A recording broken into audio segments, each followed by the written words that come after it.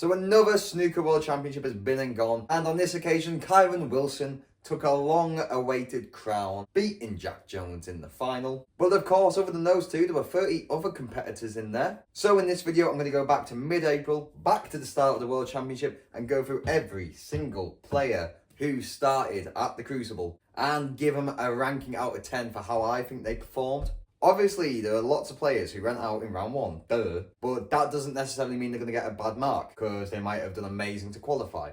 They might have put up a good fight, played well, won a lot of frames, that sort of thing, had an unlucky draw, blah, blah, blah, blah, blah. But if you disagree with any of my rankings, feel free to disagree in the comments below with your alternative rankings. It's just a little bit of fun. And we're going to do this chronologically, which means we are starting with the usurped champion, Luca Purcell. A lackluster year as reigning world champion came to a dramatic and disastrous conclusion. 9-6 down, David Gilbert turned things around spectacularly to condemn the Belgian bullet to the Crucible curse at the first possible opportunity. Honestly, by the end of it, Luca Purcell just looked like a guy who can't wait to not be world champion anymore, not have that pressure, those expectations.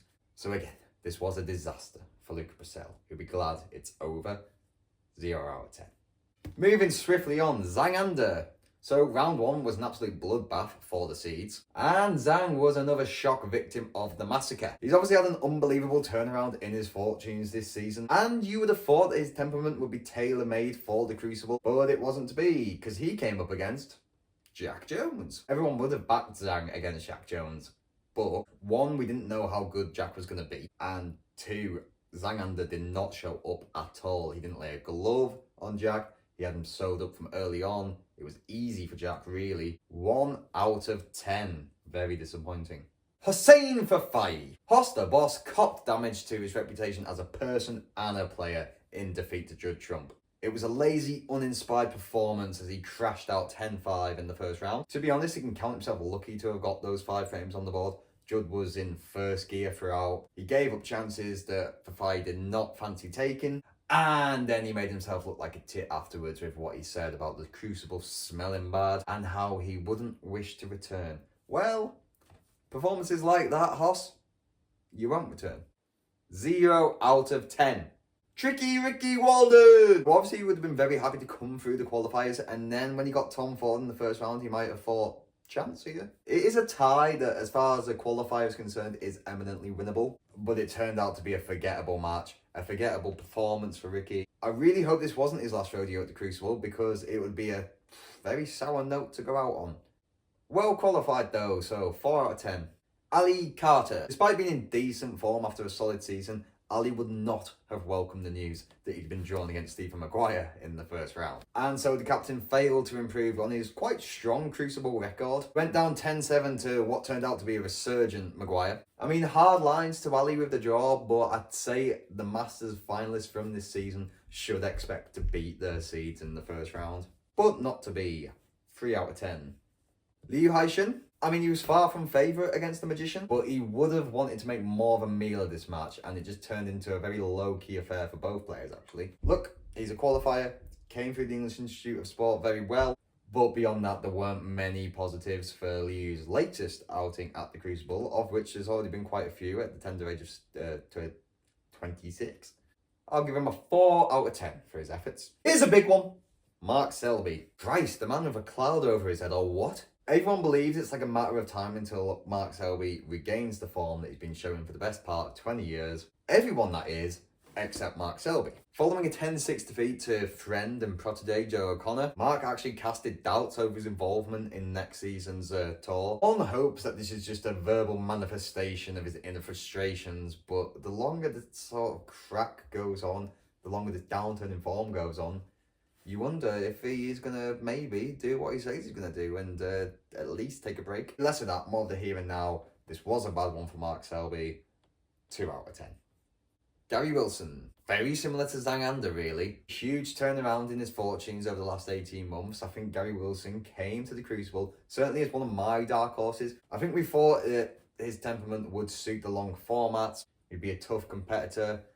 And when he drew Stuart Bingham in the first round, yes, there could have been easier ties to get as a seed, but you'd still fancy him, surely. Gary would have backed himself. And look, Gary will be back at the Crucible again. I do think he'll get a World Championship at some point, but I'm biased.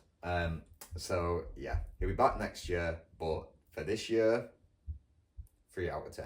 Mark Williams, my God, a lot of seeds went out, didn't they? We may all have been pretty gutted to see the lovable Welshman drop out in round 1 against Si Jiahui, but it's Mark Williams, and despite showing some frustration at the time, by the time he'd driven home and cracked a beer, he would have forgotten all about it. So let's not mourn for him too much. All I can say is, it's a shame. Unlucky in the decider. 3 out of 10.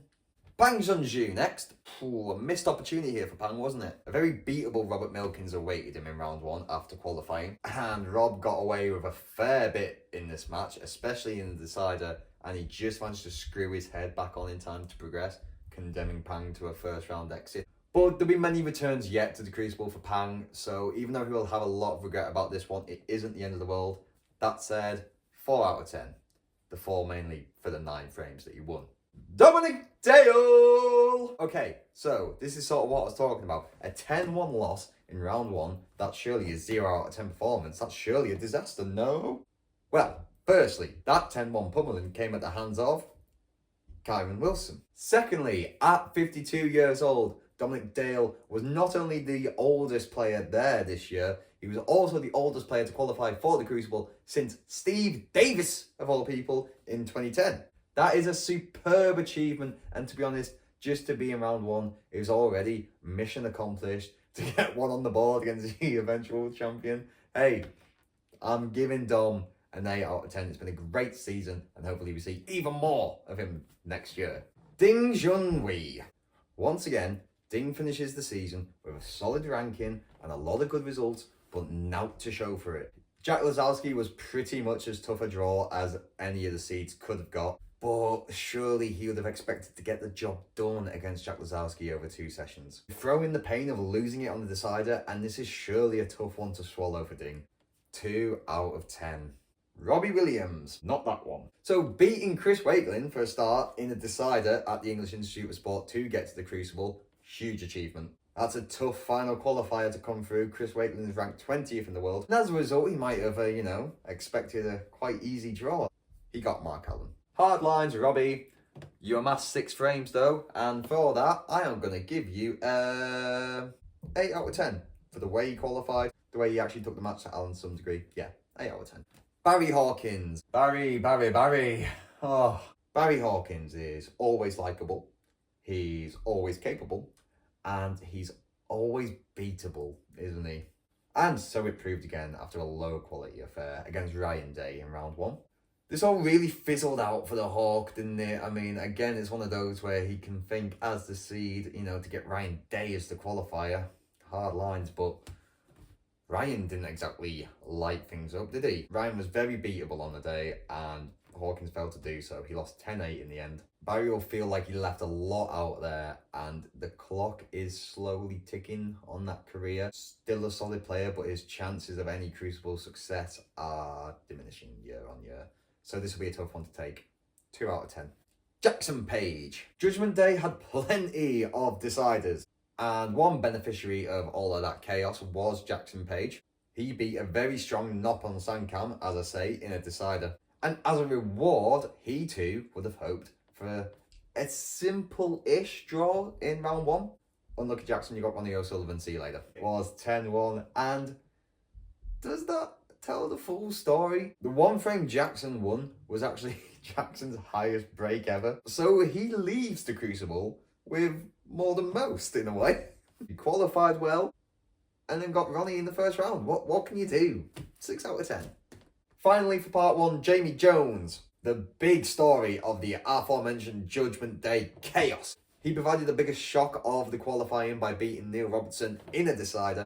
Honestly, this alone quantifies success, but he'll have to settle for being the second most impressive Double J Welshman at this year's World Championship. He had John Higgins in round 1, which was always a tough assignment, and he lost 10-6, which is a decent effort, and I'll give him a 7 out of 10, all things considered. And we'll leave it there for part 1. In the second part, we'll move on to the later rounds. That's when we can start discussing the surprise packages and the big exits that happen later on. For now, I'll wish you the best. Thanks for watching. Bye.